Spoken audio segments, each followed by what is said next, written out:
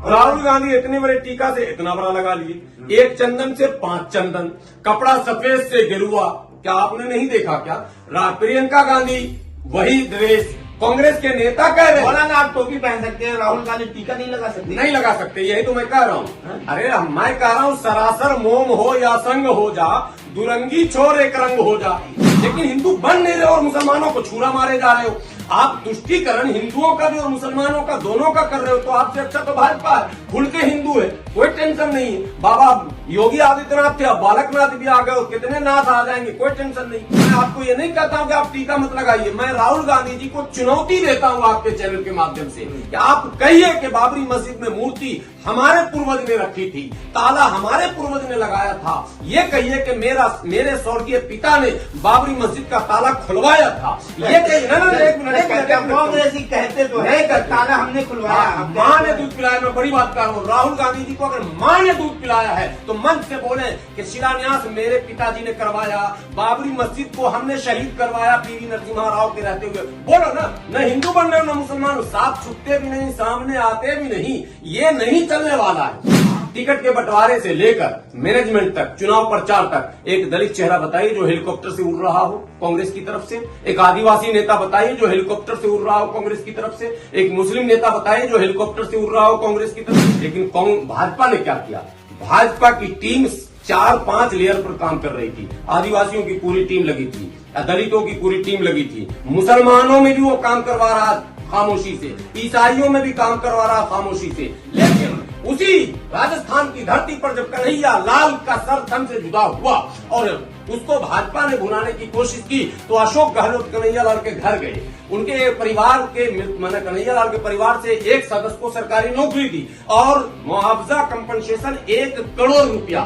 मैं बधाई देता हूं आपने दिया, लेकिन नासिर और जुनैद के घर न तो अशोक गहलोत गए, न उनके कोई मंत्री गए, न कंपनसेशन दिया, न नौकरी दी। 3 लाख रुपल्ली मैं कह रहा हूं, वहां के मुस्लिम विधायक जो इस बार चुनाव हारी, अच्छा हुआ जो हार गई वो महिला थी, 3 लाख रुपल्ली देते हैं। और जो जुनैद नासिर के लिए आवाज उठा रहा है, धरना दे रहा, उसको आपने मुकदमा डालकर जेल में डाल दिया। ये कौन सा सेकुलरिज्म जी? नहीं चाहिए ऐसी कांग्रेस हमको, जो इंसाफ न कर सके, जो हिंदू और मुसलमान के बीच इस तरह से फर्क करे। इससे तो अच्छा है कि भाजपा रहे, कम से कम खुल के हम सचेत और सावधान तो हैं।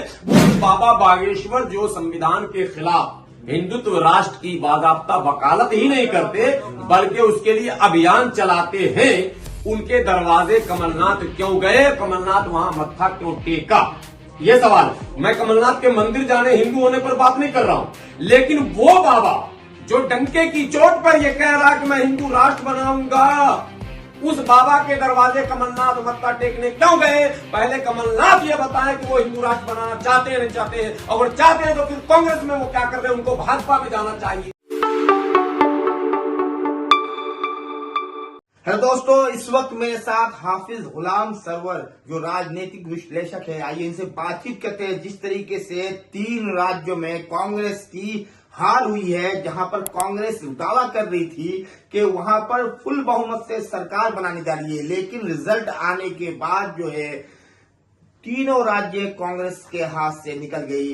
राजनीतिक विश्लेषक है, अंतर्यामी मौलाना है। आपने अंतर्यामी बाबा को सुना होगा, लेकिन ये अंतर्यामी मौलाना है। इन्होंने इन रिजल्ट से पहले ही कह दिया था कि मध्य प्रदेश और राजस्थान में कांग्रेस की सरकार नहीं बनने वाली है। मौलाना, पहले तो ये बताइए, आपको कैसे पता कि मध्य प्रदेश राजस्थान में कांग्रेस की सरकार नहीं बनने वाली है? देखिए, आपने अंतर्यामी और ये वो और ज्योतिषी जो भी आपको इस्तेमाल करना है, पत्रकार हैं आप, आजाद है, कुछ भी आप इस्तेमाल कर लीजिए, लेकिन सच्चाई यह है कि सियासी बसीरत, उर्दू में एक लफ्ज है, जिसके पास भी सियासी बसीरत है, सियासी शऊर है, राजनीति की तमाम नकलो हरकत पर जिसकी पैनी नजर है, जो ये जानता और समझता है कि ऊंट किस करवट बैठ सकता है, वो अपनी राय देता है। उसी जो वो एक गिरोह होता है जिसको चुनावी विश्लेषक कहते हैं, अल्हम्दुलिल्लाह अल्लाह ने वो शऊर मुझे दे रखा है। सिर्फ राजस्थान मध्य प्रदेश के चुनाव की बात नहीं, आज मैं आपके कैमरे के सामने कह रहा हूं, मेरा चैनल है देश की सच्चाई। जब बिहार चुनाव हुआ था विधानसभा का, तो वहां भी एग्जिट पोल बड़े अजीब ढंग के आए थे। चुनाव परिणाम से 2 दिन पहले मैंने एग्जैक्ट पोल दिया था, और वो आज कोई भी चाहे तो मेरे चैनल पर जाकर देखें। एग्जैक्ट पोल में मैंने जो कुछ दिया उसमें सिर्फ 3 सीटों की हेराफेरी हुई। उसमें एमआईएम को हमने 3 सीट दिया था, वो एमआईएम आगे बढ़ी। उसमें लोजपा को हमने 2 सीट दिया था, वो पीछे हटी, यानी 1 ही सीट उसको मिला था। पप्पू यादव को हमने 1 सीट दिया था, जो नहीं आ सका। बस इतना फर्क हुआ। बाकी आरजेडी, जेडीयू और भाजपा के बारे में मैंने जो कुछ कहा, सारी तस्वीर सेम हूबहू थी। अब आप कहेंगे कि आप किस आधार पर कहते हैं? मध्य प्रदेश चुनाव से पहले, नोटिफिकेशन से पहले, अधिसूचना जारी होने से पहले आपने टीवी में बहस में देखा होगा, और जो उस वक्त के एग्जिट पोल थे उसमें यह बताया जा रहा था कि कांग्रेस 2/3 मेजोरिटी के साथ सरकार बना ली। बस कांग्रेस के लिए इतना ही बहुत था हारने के लिए। कांग्रेस एक ऐसी पार्टी का नाम है जिसको आप सिर्फ कान में कह दीजिए कि आप जीत रहे हैं, बस कांग्रेस खुश हो जाएगी। ये कांग्रेस की सबसे बड़ी कमजोरी है। मीडिया में खबर चली, कमलनाथ अपने आप को मुख्यमंत्री मानने लग गए, मीडिया में खबर चली। तो मीडिया ने दिखाया ना, एग्जिट पोल में मीडिया ने दिखाया है, एग्जिट पोल में मीडिया ने साफ दिखाया कि कांग्रेस जो है राजस्थान, मध्य प्रदेश, छत्तीसगढ़ जीत रही है। नहीं, ये अब के एग्जिट पोल मैं कह रहा हूं, और नोटिफिकेशन से पहले, नोटिफिकेशन जब जारी नहीं हुआ था तब की बात मैं कर रहा हूं। चुनाव से पहले, अधिसूचना जारी होने से पहले, आचार संहिता लागू होने से पहले मीडिया में 15-20 दिनों तक एक बहस चली थी, और उसमें यह सर्वे आया था कि कांग्रेस राजस्थान, मध्य प्रदेश, छत्तीसगढ़ सब में जीत रही है। बस उस सर्वे से कांग्रेस जो है आत्मविश्वास से लबरेज हो गई, और साहब इतनी लबरेज हुई कि उनके लीडरों का आव भाव और जुबान सब बदल गया।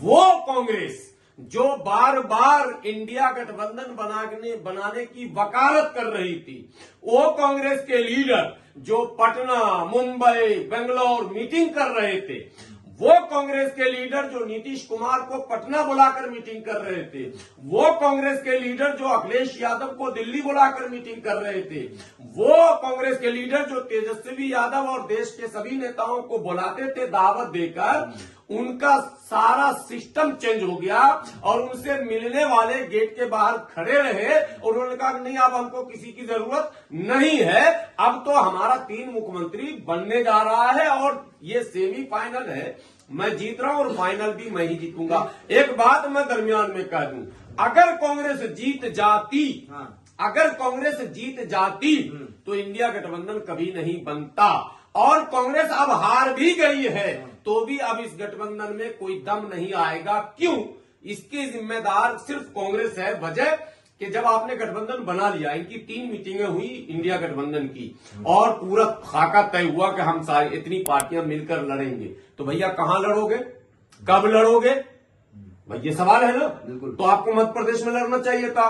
दुनिया जानती है कि मध्य प्रदेश में सपा और बसपा पिछले चुनाव में भी लड़ी है, उससे पीछे वाले चुनाव में भी लड़ी है, तो इस बार भी लड़ेगी। लेकिन गठबंधन लोकसभा के लिए था, राज्यसभा ये जो क्या ना राज्य के, तो भूल जाइए ना, विधानसभा के लिए नहीं था। किसने कहा नहीं था? किसने कहा नहीं था?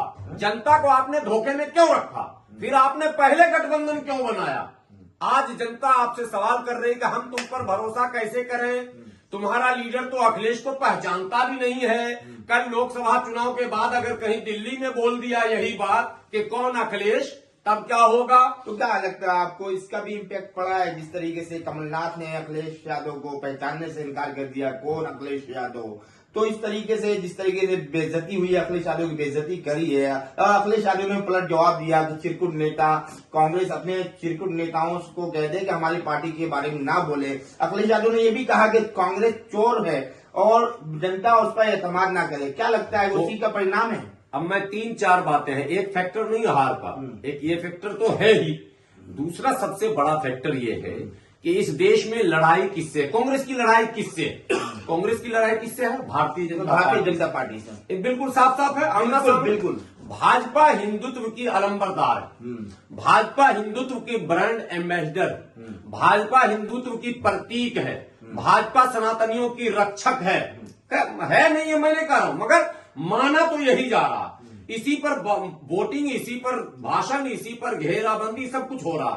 कांग्रेस के कुछ कथित तौर पर नेता सनातन के खिलाफ भी बयान दे रहे थे। पिछले दिनों ये बहस चली थी। कांग्रेस के कुछ नेता, यहां तक के राहुल गांधी जी, मैं उनसे भी कह रहा हूं जी लगाकर, मैं अगर मेरी सरकार अगर आ गई तो जातिगत जनगणना कराऊंगा। आपकी सरकार राजस्थान में थी, छत्तीसगढ़ में थी, आपने क्यों नहीं कराया? एक फैक्टर मैं बता रहा हूं। महिला रिजर्वेशन बिल आया लोकसभा में, लोकसभा के अंदर इन्होंने समर्थन में वोट कर दिया, यानी वो बिल पास हो गया। पास तो ऐसे भी होना था, लेकिन इनको विरोध करना था। बाहर आकर राहुल गांधी कह रहे हैं कि जब तक इस 33% कोटे में ओबीसी, एससी, एसटी और माइनॉरिटी का कोटा तय नहीं होगा, तब तक हम इस बिल को नहीं मानेंगे। जनता, जो पढ़ी लिखी जनता, वो समझ रही है। लेकिन मौलाना, योजना भी तो काफी अच्छी कांग्रेस ने बनाई थी मध्य प्रदेश और राजस्थान में, फिर उसके बावजूद इतनी बुरी तरह मैं ला रहा हूं आपको कहां हार हुई। तो जब चुनाव का ऐलान हो गया, आचार संहिता लागू हो गया, तब जनाब ये जो सीएम फेस थे कांग्रेस के मध्य प्रदेश के, ये जनाब चले बाबा बागेश्वर के द्वार। अब पहले ये तय करो कि हिंदुत्व का अलंबरदार कौन है, आप हो या भाजपा है। ठीक है, अगर आप हो तो फिर बाबा बागेश्वर जो संविधान के खिलाफ हिंदुत्व राष्ट्र की बाकायदा वकालत ही नहीं करते, बल्कि उसके लिए अभियान चलाते हैं, उनके दरवाजे कमलनाथ क्यों गए? कमलनाथ वहां मत्था क्यों टेका? ये सवाल। मैं कमलनाथ के मंदिर जाने, हिंदू होने पर बात नहीं कर रहा हूं, लेकिन वो बाबा जो डंके की चोट पर यह कह रहा कि मैं हिंदू राष्ट्र बनाऊंगा, उस बाबा के दरवाजे कमलनाथ मत्था टेकने क्यों गए? पहले कमलनाथ ये बताएं कि वो हिंदू राष्ट्र बनाना चाहते हैं नहीं चाहते हैं, अगर चाहते हैं तो फिर कांग्रेस में वो क्या कर रहे हैं, उनको भाजपा में जाना चाहिए, एक बात। नहीं तो कांग्रेस को ये कहना चाहिए मैं भाजपा से भी बड़ा हिंदुत्व हूं। दोनों बातों को स्वीकार करो। लेकिन मौलाना, राहुल गांधी नहीं गए ना, राहुल गांधी राहुल गांधी इतनी बड़ी टीका से इतना बड़ा लगा लिए, एक चंदन से 5 चंदन, कपड़ा सफेद से गेरुआ। क्या आपने नहीं देखा क्या? प्रियंका गांधी वही ड्रेस, कांग्रेस के नेता कह रहे हैं मौलाना आप टोपी पहन सकते हैं, राहुल गांधी टीका नहीं लगा सकते। नहीं लगा सकते, यही तो मैं कह रहा हूं। अरे मैं कह रहा हूं सरासर मोम हो या संग हो जा, दुरंगी छोर एक रंग हो जा। आप हिंदुओं को खुश करने के लिए अलग एक्ट कर रहे हैं और कह रहे हैं कांग्रेस। राहुल गांधी जी ने ऑन रिकॉर्ड ये बयान दिया, कांग्रेस मुसलमानों की पार्टी है। आपको पता है कि नहीं? मीटिंग में अल्पसंख्यकों की मीटिंग थी और शायरे, लेकिन जहां सीटें देने की बात आई वहां मुसलमानों की संख्या कितनी है? मैं बता रहा हूं ना, आप रुकिए ना भाई। शायरे बेधड़क जो है उनके, जो शेर पढ़ पढ़ के अब शेर बन चुके हैं, अब उनके हम लोग जाएंगे मिलने तो दरवाजा भी नहीं खोलेंगे। पहले भी वो घमंडी थे, आज भी हैं। तो वो शायर साहब ने एक मीटिंग करवाया था अल्पसंख्यक मोर्चे का, उसमें राहुल गांधी जी ने बयान दिया था। टीवी पर 3-4 दिनों तक बहस चली थी इस पर। बयान में कहा था कांग्रेस मुसलमानों की पार्टी है। तो मुसलमानों के मजमे में आप कह रहे हैं मुसलमानों की पार्टी है, हिंदुओं के मजमे में आप कह रहे हैं हिंदुओं की पार्टी है। एक तरफ आप देखिए 1950 से लेकर आज तक कांग्रेस ने जो कुछ किया वो कैसे हम भुला दें और कैसे लोग भुला दें। आप ये कहिए, मैं आपको ये नहीं कहता हूं कि आप टीका मत लगाइए। मैं राहुल गांधी जी को चुनौती देता हूं आपके चैनल के माध्यम से कि आप कहिए कि बाबरी मस्जिद में मूर्ति हमारे पूर्वज ने रखी थी, ताला हमारे पूर्वज ने लगाया था। ये कहिए कि मेरे स्वर्गीय पिता ने बाबरी मस्जिद का ताला खुलवाया था। ये कहिए। कांग्रेस ही कहते तो है कि ताला हमने खुलवाया, मां ने दूध पिलाया। मैं बड़ी बात कर रहा हूं, राहुल गांधी जी को अगर मां ने दूध पिलाया है तो मंच से बोले कि शिलान्यास मेरे पिताजी ने करवाया, बाबरी मस्जिद को हमने शहीद करवाया पीवी नरसिम्हा राव के रहते हुए। बोलो ना, न हिंदू बन रहे हो न मुसलमान, साथ छुपते भी नहीं, सामने आते भी नहीं। ये नहीं चलने वाला है, आपको कहना पड़ेगा, तब हिंदू समझेगा आपकी बात। आप हिंदू बनो ना, मैं कहां रोक रहा हूं आपको भाई, लेकिन हिंदू बन नहीं रहे और मुसलमानों को छुरा मारे जा रहे हो। आप तुष्टीकरण हिंदुओं का भी और मुसलमानों का दोनों का कर रहे हो, तो आपसे अच्छा तो भाजपा है, खुल के हिंदू है, कोई टेंशन नहीं है। बाबा योगी आदित्यनाथ थे, अब बालकनाथ भी आ गए, कितने में नाथ आ जाएंगे, कोई टेंशन नहीं। आप जो पर्दे के पीछे से खेल खेल रहे हो, आप बाबरी मस्जिद की शहादत के लिए आपने मुसलमानों से माफी मांगी? नहीं मांगी। हिंदुओं को आपने कहा कि हमने तोड़ा? नहीं कहा। हिंदुओं को भी आपने डार्क में रखा, मुसलमानों को भी डार्क में रखा।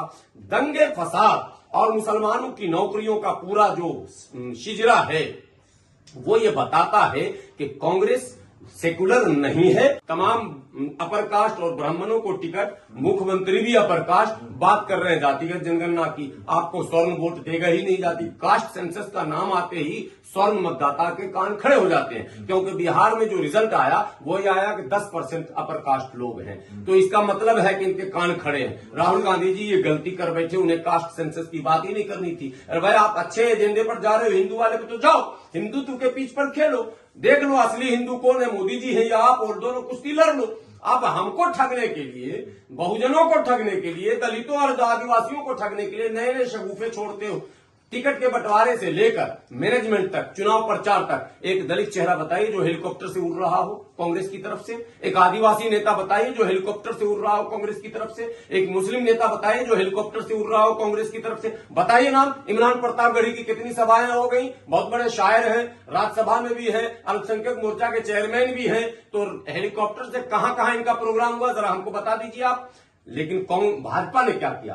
भाजपा की टीम 4-5 लेयर पर काम कर रही थी। आदिवासियों की पूरी टीम लगी थी, दलितों की पूरी टीम लगी थी, मुसलमानों में भी वो काम करवा रहा खामोशी से, ईसाइयों में भी काम करवा रहा खामोशी से। लेकिन यहां चापलूसों की टीम को लिया जा रहा, जिसको एबीसीडी का पता नहीं, जिसको जनता से कोई लेना देना, कोई सरोकार नहीं, जो न जनता के बीच जाकर अपनी बात रखने में सक्षम है, जिसकी जुबान नहीं। ट्विटर एक्सपर्ट को बुलाया जा रहा, जो डेली ट्वीट करता, अभी बेरोजगार है वो, जो दिन में 20 बार ट्वीट करता। मैं तो 15 दिन में ट्विटर खोलता हूं साहब। मैं जनता, आज दिन भर मैंने सोशल मीडिया छेड़ा ही नहीं। अब हम लोग जनता के बीच रहते हैं, लेकिन आम जनों के बीच रहने वाला, आम जनों के लिए लड़ने वाला, आम जनों के लिए संघर्ष करने वाला, आम जनों के लिए अपना खाना पीना, अपने बीवी बाल बच्चों को छोड़कर दिन भर दर दर भटकने वाले को कांग्रेस नहीं पूछती है। कांग्रेस पूछती है चाटुकारों को, चमचों को, जो आगे पीछे दरबारी लाल होते हैं, उनको पूछती है। तो दरबारी लाल चुनाव नहीं जिता सकते। दरबारी लाल आपके दरबार की शोभा तो बढ़ा सकते हैं,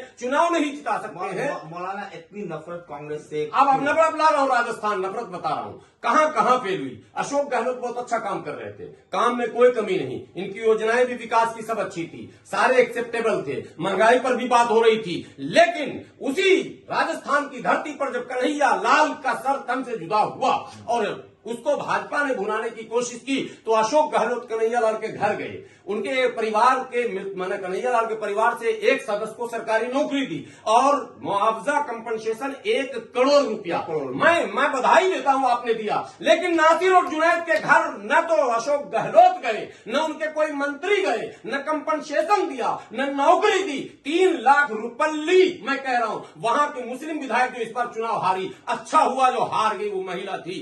3 लाख रुपल्ली देते हैं, और जो जुनैद नासिर के लिए आवाज उठा रहा है, धरना दे रहा, उसको आपने मुकदमा डालकर जेल में डाल दिया। ये कौन सा सेकुलरिज्म है जी? नहीं चाहिए ऐसी कांग्रेस हमको, जो इंसाफ न कर सके, जो हिंदू और मुसलमान के बीच इस तरह से फर्क करे। इससे तो अच्छा है कि भाजपा रहे, कम से कम खुल के हम सचेत और सावधान तो हैं। वो अंधेरा ही भला था कि सही राह पे थे, रोशनी लाई है, मंजिल से बहुत दूर हमें। मुसलमानों तुम फिर सुधर जाओ। मुसलमानों ने कांग्रेस का साथ देकर फिर भूल की है। मुसलमानों को कांग्रेस से अपने आप को दूर रखना चाहिए।